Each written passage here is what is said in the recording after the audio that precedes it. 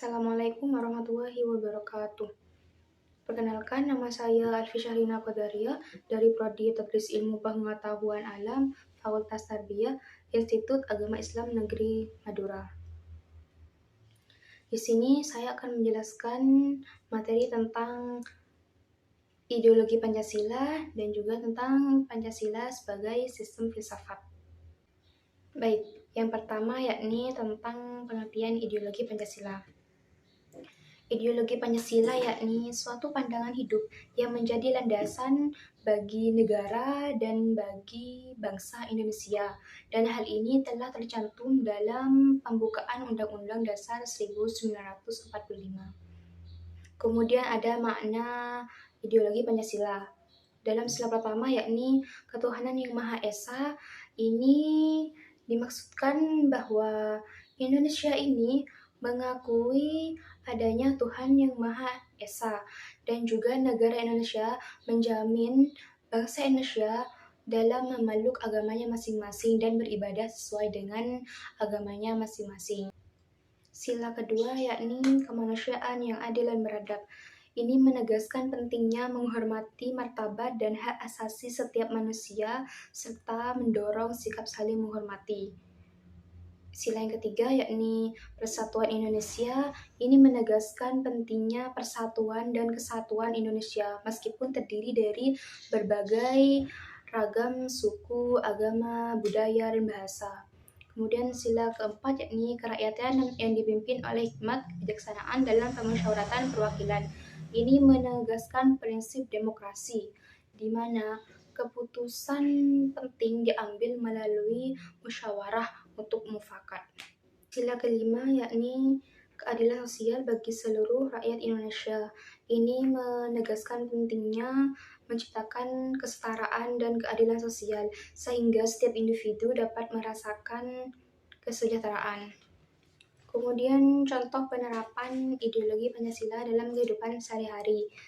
Dalam sila pertama contohnya tidak memaksakan suatu agama terhadap orang lain dan menghormati agama orang lain.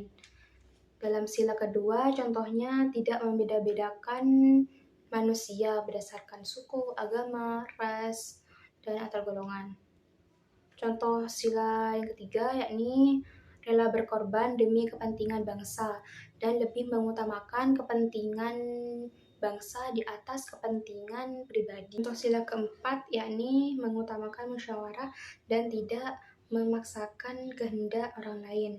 Contoh sila kelima yakni berbuat adil kepada siapapun tanpa pilih kasih dan tidak membeda-bedakan orang karena status dan kondisi ekonominya. Selanjutnya mengenai Pancasila sebagai sistem filsafat. Arti sistem sendiri di sini yakni suatu keseluruhan yang terdiri dari aneka bagian yang sama-sama membentuk suatu kesatuan yang utuh. Dan juga kata filsafat.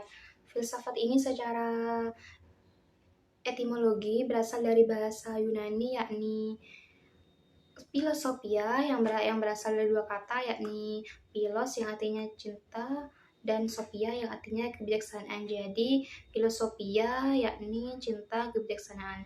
Sedangkan secara terminologi filsafat merupakan upaya atau proses yang dilakukan seseorang untuk memahami sesuatu secara lebih mendalam. Dan Pancasila dikatakan sebagai sistem filsafat karena Pancasila mempunyai fungsi dan peranan sebagai pedoman dan pegangan dalam kehidupan sehari-hari sesuai dengan pedoman yang telah ditetapkan, yaitu Pancasila.